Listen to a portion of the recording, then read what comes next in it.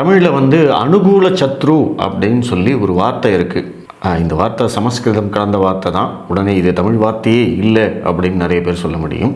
But இங்கே விஷயம் அது இல்லை. அனுகூல சத்ரு அப்படின்னா என்ன? நம்ம கூடவே இருப்பாங்க, நம்மளுக்கு வந்து நல்லது செய்கிறதாவே நினச்சிட்டு இருப்பாங்க, ஆனால் அவங்க செய்கிறது எல்லாமே நம்மளுக்கு எதிராகவே இருக்கும்.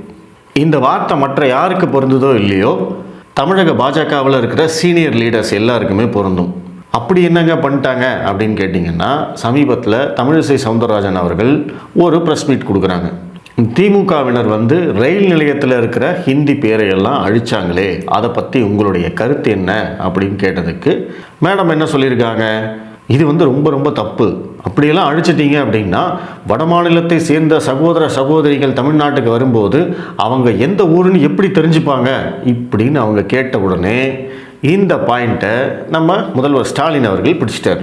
இந்த இந்தி பிரச்சனையில் திமுக தெரியாத்தனமாக மாட்டிக்கிட்டோம் அப்படின்னு அவங்களே முழிச்சிக்கிட்டு இருக்காங்க. திமுக வந்து பேக்ஃபுட்டில் ஆடுது, திமுக இவ்வளவு பலவீனமாக இருந்து யாருமே பார்த்ததில்லை அப்படின்னு பொதுவான விமர்சகர்களே வந்து திமுகவுடைய இந்த இந்தி மொழி எதிர்ப்பை வந்து விமர்சனம் பண்ணிக்கிட்டு இருக்காங்க. அது மட்டும் இல்லாமல் மக்கள் மத்தியிலேயே அண்ணாமலை அவர்கள் கேட்ட ஒரு கேள்வி எல்லாருக்கும் நியாயமான கேள்வியாக படுது. உங்கள் குழந்தைங்கள்லாம் சிபிஎஸ்சி ஸ்கூலில் படிக்கிறாங்க, உங்கள் குழந்தைங்கள்லாம் ஹிந்தி படிக்கிறாங்க, நீங்கள் நடத்துகிறதெல்லாம் வந்து சிபிஎஸ்சி ஸ்கூல், அந்த ஸ்கூலில் ஹிந்தி சொல்லித்தராங்க, ஆனால் அரசு பள்ளி ஏழை மாணவிகள் மட்டும் ஹிந்தி படிக்கக்கூடாதா?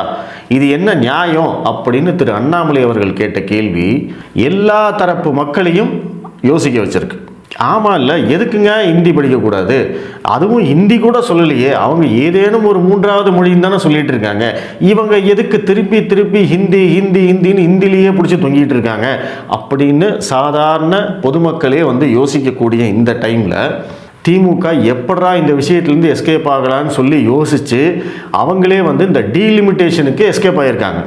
தமிழகத்தை பாஜக வஞ்சிக்கிறது அப்படிங்கிறதுக்கு அடுத்த ஒரு கட்டத்துக்கு கொண்டு போகணும் அப்படிங்கிறதுக்காக இந்த டீலிமிட்டேஷன் தொகுதி மறுவரையை செய்யும் போது தமிழகம் பாதிக்கப்பட போகிறதுன்னு அவங்க அடுத்த கட்டத்துக்கு தாவிட்டாங்க, அடுத்த டாபிக்கு தாவிட்டாங்க. அப்படி இருக்கிற போது மேடம் இப்படி ஒரு ப்ரெஸ் மீட் கொடுத்த உடனே மறுபடியும் மு க ஸ்டாலின் அவர்கள் இதை கெட்டியாக பிடிச்சிக்கிட்டாரு. வெளி மாநிலத்தை சேர்ந்தவர்கள் இங்கே வரும்போது அவங்களுக்கு ஹிந்தி வேணும்னு சொல்கிறீங்களே, அதே மாதிரி நம்ம ஊர்க்காரங்க தமிழ்நாட்டை சேர்ந்தவர்கள் வட மாநிலத்துக்கு போனால் அங்கே தமிழ் இல்லையே, இதை பற்றி என்றைக்காவது சிந்திச்சிருக்கீங்களா அப்படின்னு ஸ்டாலின் கேட்டுக்கவும் அதை வந்து மொத்த திமுக ஐடிவிங்க எல்லாரும் பிக்கப் பண்ணி பார்த்தீங்களா பாஜகக்காரங்க இந்திக்காக தான் இத்தனையும் பண்ணுறாங்க அப்படின்னு கட்டம் கட்டிட்டாங்க. இல்லை மேடம், நான் தெரியாமல் தான் கேட்குறேன், நீங்கள் வந்து எத்தனையோ வருஷம் அரசியல் அனுபவம் மிக்கவர்கள். நான் வந்து ஃபேஸ்புக்கில் கடந்த ஒரு 5-6 வருடங்களாக வந்து நிறைய எழுதிட்டுருக்கேன். நான் அப்படி எழுதுகிற போதே இந்த வார்த்தையை எழுதுனா என்ன மாதிரியான கமெண்ட் வரும், இந்த வார்த்தையை போட்டால் என்ன மாதிரியான ரிப்ளை வரும், இல்லை இந்த கண்டென்ட்டுக்கு என்ன மாதிரி அவங்க ரிப்ளை பண்ணுவாங்க அப்படிங்கிறது எல்லாத்தையும் யோசித்து அதற்கும் சேர்த்து தான் நம்ம வந்து எழுதுவோம். அப்போது நீங்கள் வந்து ஒரு கட்சியின் மாநில தலைவராக இருந்திருக்கீங்க, ஒரு கவர்னராக இருந்திருக்கீங்க, இத்தனை வருட அரசியல் அனுபவம் இருக்குது. அப்படி இருக்கிற போது இப்படி ஒரு விஷயத்தை நம்ம பேசினா திமுக எப்படி ரியாக்ட் பண்ணும் அப்படிங்கிறது கூட உங்களுக்கு தெரியாது. லட்டு மாதிரி ஒரு கண்டென்ட்டை வந்து திமுகவை எடுத்து கொடுத்துருக்கீங்களே, அதனால தான் வந்து உங்களையெல்லாம் அனுகூல சத்ரு அப்படின்னு நான் சொல்கிறேன். இங்கே வந்து உங்களுடைய ஸ்டாண்டு என்னவா இருக்கணும்? மாநில தலைவர் என்ன சொல்கிறாரோ அதுதான் உங்களுடைய ஸ்டாண்டு. இன்றைக்கி திமுக பச்சையாக பொய் சொல்கிறாங்க. பொய் சொன்னாலும் அவங்க எல்லாரும் ஒத்துமையாக ஒன்றா சொல்கிறாங்க இல்லையா? அதுதானே இங்கே முக்கியம். ஹிந்தி திணிப்புன்னு ஒன்று இல்லவே இல்லை, ஆனாலும் ஹிந்தி திணிப்புன்னு எவ்வளோ பெரிய பில்டப் கொடுத்துட்ருக்குறாங்க. முதல்வர் ஸ்டாலின்லேருந்து அத்தனை அமைச்சர்கள், அத்தனை எம்எல்ஏக்கள், திமுகவில் இருக்கிற அல்லக்கை நொல்லக்கை அத்தனை பேரும், அவங்க சார்பு டிவி சேனல்கள் அத்தனை பேரும், திமுக சார்பு நடிகைகள், திமுக சார்பு தொழிலதிபர்கள், கலைத்துறையை சேர்ந்தவர்கள் அத்தனை பேருக்கும் தெரியும் இது வந்து இந்தி திணிப்பு இல்லைன்னு. ஆனாலும் அத்தனை பேர் பொய் சொல்லிட்டு இருக்காங்க. ஆனால் நீங்கள் என்ன பண்ணுறீங்க? பாஜக இருக்கிறவங்களும் என்ன பண்ணணும்? மாநில தலைவருடைய ஸ்டாண்ட் என்னமோ அதுதான் உங்களுடைய ஸ்டாண்டும். இன்னைக்கு அவர் தான் தலைவர். இன்னைக்கு அவர் என்ன ஸ்டாண்ட் எடுத்திருக்காரு? அவர் இந்தியை பற்றி எங்கேயாவது பேசுகிறாரா? மூன்று மொழி அதை மட்டும்தான் நம்ம பேசணும். இன்றைக்கி தமிழ்நாட்டில் ப்ரைவேட் ஸ்கூல்ஸு, சிபிஎஸ்சி ஸ்கூல்ஸ் எல்லாத்துலேயுமே 3 மொழி ஆல்ரெடி இருக்குது. அவங்க கற்றுக்கிட்டு இருக்காங்க. அதே மாதிரி 3 மொழி கொள்கை அரசு பள்ளிகளுக்கு வேணும் அப்படின்னு தானே அவர் கேட்குறாரு. அந்த கேள்வி நியாயம்னு எல்லா தரப்பு பொதுமக்களும் சொல்லிட்டாங்க. அப்போ அதே தானே நீங்களும் சொல்லணும். இதே கேள்வி அண்ணாமலைகிட்டையும் கேட்டாங்கல்ல, அண்ணாமலை அவர்களும் பதில் சொல்லிட்டாருல்ல, ஒரு அறிக்கையும் விட்டுட்டாருல்ல. ரயில்வே ஸ்டேஷனில் இருக்கிற ஹிந்தி எழுத்தை மட்டும் அடிக்காதீங்க, இங்கே வந்து அமலாக்கத்துறை அலுவலகம் இருக்குது, வருமான வரித்துறை அலுவலகம் இருக்குது, இங்கேயும் வந்து ஹிந்தியில் எழுதியிருப்பாங்க, அங்கேயும் போய் தயவுசெய்து வந்து ஹிந்தியை அழிச்சிருங்க. ஒருவேளை இடி ஆஃபீஸு ஐடி ஆஃபீஸ்க்கெல்லாம் உங்களுக்கு அட்ரஸ் தெரியல அப்படின்னா திமுகவில் இருக்கிற முன்னாள் அமைச்சர்கள் இன்னாள் அமைச்சர்கள் எல்லாருக்குமே இந்த ஆஃபீஸோட அட்ரஸ் எல்லாம் தெரியும், அவங்கக்கிட்ட கேட்டு தெரிஞ்சுக்கோங்க அப்படின்னு அவர் நக்கல் பண்ணிட்டார். முடிஞ்சுதா கதை?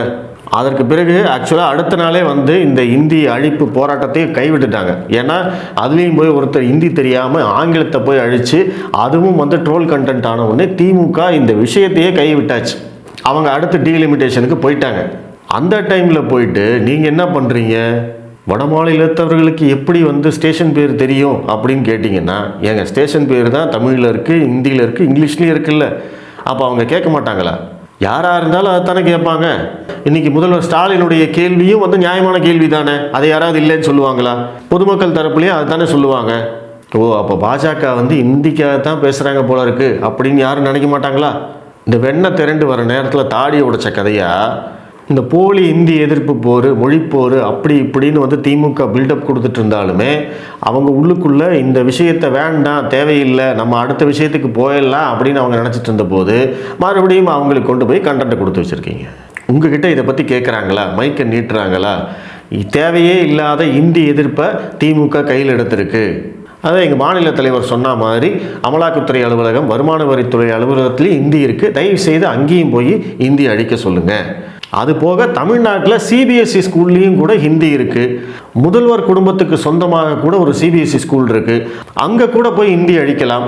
அந்த ஸ்கூலுக்கு திமுக காரங்க போகிறாங்கன்னா சொல்லுங்கள், நானும் கூட வரேன், நானும் வந்து ஹிந்தி அழிக்கிறேன் அப்படின்னு நீங்களும் வந்து ஒரு நக்கல் பண்ணியிருந்தீங்க அப்படின்னா உங்களை வந்து நாங்களும் கொண்டாடி இருப்போமே, நாங்கள் இந்த மாதிரி கேள்வி கேட்டிருக்க மாட்டோமே. மேடம், இன்றைக்கி வந்து உங்களுடைய ஸ்டாண்டு வந்து மாநில தலைவர் என்ன சொல்கிறாரோ அதுதான் உங்களுடைய ஸ்டாண்டு, அதுதான் தமிழக பாஜகவுடைய ஸ்டாண்டு. அண்ணாமலை இன்றைக்கி என்ன கேள்வி கேட்டிருக்காரு, உங்களுக்கு ஒரு நியாயம், ஏழை மாணவர்களுக்கு ஒரு நியாயமா அப்படின்னு அந்த கேள்விக்கு இப்போ வரைக்கும் எதிர்க்கட்சியை சேர்ந்த எந்த தலைவரும் பதில் சொல்லலை. முதல்வர் ஸ்டாலின் சொல்லலை, திமுகவை சேர்ந்த யாருமே சொல்லலை. ஈவன் அந்த கேள்வியவே வந்து எடுத்துக்க மாட்டேங்கிறாங்க, அந்த கேள்வி பக்கமே போக மாட்டேங்கிறாங்க. சீமான் சொல்லலை, விஜய் சொல்லலை, அதிமுகவை சேர்ந்தவர்கள் சொல்லலை. அப்போ நம்ம என்ன பண்ணணும், நம்ம திரும்ப திரும்ப திரும்ப அந்த கேள்வியை தான் கேட்டுட்டு இருக்கணும். அதுதான் அரசியல். உங்களுக்கு அதே கேள்வியை கேட்கறதுல உங்களுக்கு என்ன பிரச்சனை, இதில் என்ன ஈகோ? அண்ணாமலையுடைய கேள்விக்கு பதில் சொல்லாத முதல்வர் ஸ்டாலின் உங்கள் கேள்வியை எடுத்துக்கிட்டு பாஜகவினர் இப்படியெல்லாம் கேட்டு வருகிறார்கள் அப்படின்னு ஒட்டுமொத்த பாஜகவும் இந்திக்காக பேசுகிற மாதிரி திரிச்சிட்டாரு. உங்கள் கருத்து போய் சேர்றதை விட அவருடைய கருத்து நிறைய பேர் போய் சேரும். ஏன்னா அவங்களுக்கு இருக்கக்கூடிய ஊடக பலம் அப்படி. இது எல்லாம் தெரிஞ்சும் தொக்கா அவங்கக்கிட்ட போய் மாட்டியிருக்கீங்க அப்படின்னா நம்ம இதுக்கு மேலே என்ன தான் சொல்கிறது? ஒரு மனுஷன் கட்சியை வளர்க்குறதுக்காக இவ்வளவோ கஷ்டப்படுறாரு. இப்போ நீங்கள் அவருக்கு செய்ய வேண்டியதெல்லாம் உதவி மட்டும்தான். இல்லையா, உங்களுக்கு பிடிக்கலையா, ஒதுங்கிருங்க, எதுவுமே செய்யாதீங்க, அது கூட நல்லது. ஆனால் இந்த மாதிரி கூடவே இருந்துக்கிட்டு எதிர்க்கட்சிகளுக்கு வந்து கண்டென்ட் கொடுக்காதீங்க, எதிர்க்கட்சிகளுக்காக வேலை பார்க்காதீங்க. ஏன்னா அவங்க வந்து பர்ஃபெக்டாக பிளான் பண்ணி பண்ணுறாங்க. எதற்காக வந்து இந்த ரயில்வே ஸ்டேஷன்ல எல்லாம் போய் ஹிந்தி அடிக்கிறாங்கன்னு நினைக்கிறீங்க? அதிலும் ஒரு அரசியல். ஏன்னா இதுக்கு வந்து பாஜக ரியாக்ட் பண்ணும், அண்ணாமலை ரியாக்ட் பண்ணுவார், மத்திய அரசு ரியாக்ட் பண்ணும். அப்படி ரியாக்ட் பண்ணாங்க அப்படின்னா பார்த்தீங்களா இவங்க ஹிந்திக்கு தான் வராங்க அப்படிங்கிற ஒரு கட்டம் கட்டணுங்கிறதுக்காகத்தான் அவங்க பண்ணதே. ஆனால் அதை வந்து பிரில்லியண்ட்டாக வந்து டேக்கிள் பண்ணார் அண்ணாமலை. ஐயா இங்கே மட்டும் ஹிந்தி இல்லை, வருமான வரித்துறை அலுவலகம் இருக்குது, அமலாக்கத்துறை அலுவலகம் இருக்குதுன்னு சொன்ன உடனே மக்கள் எல்லாருக்கும் புரிஞ்சு போச்சு.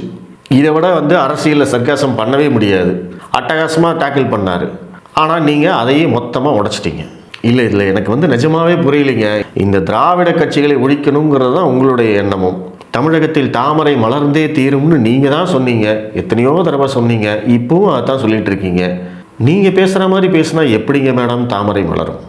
ஒரு வருஷத்தில் தேர்தல் வருது, உங்களுடைய ஈகோ எல்லாத்தையும் ஒதுக்கி வச்சுக்கிட்டு கட்சிக்காகவும் கட்சியுடைய நலனுக்காகவும் கட்சியுடைய வளர்ச்சிக்காகவும் கட்சியை வந்து ஆட்சிக்கு கொண்டு வரணுங்கிறதுக்காகவும் வேலை செய்யுங்க. அவ்வளோதான் கேட்க முடியும். நான் தான் பெருசு, நீ நேற்று வந்தவன், இப்படி இந்த கதையெல்லாம் இன்றைக்கி வேலைக்காகாது. இன்றைக்கி அண்ணாமலை இல்லைன்னா தமிழக பாஜக இல்லை. நான் அதை ரொம்ப சிம்பிளாக எளிமையாக உங்களுக்கு புரிகிற மாதிரி சொல்லணும்னா, இன்றைக்கி தமிழிசை சவுந்தரராஜன் அவர்களுக்கு தான் பாஜக அப்படிங்கிற கட்சி வேணும். பாஜகவுக்கு தமிழிசை அவர்கள் தேவையில்லை. இருந்தாலும் இல்லைனாலும் ஒன்று தான். ஆனால் அண்ணாமலை கதை அப்படி இல்லை. பாஜகவுக்கு தான் இன்றைக்கி அண்ணாமலை தேவை. அண்ணாமலைக்கு இன்றைக்கி பாஜக தேவையில்லை. அவர் எங்கே போனாலும் அவர் கிங்கு, அவர் பழச்சிக்குவார். இனிமேலாவது தயவுசெய்து புரிஞ்சு நடந்துக்கோங்க. நன்றி.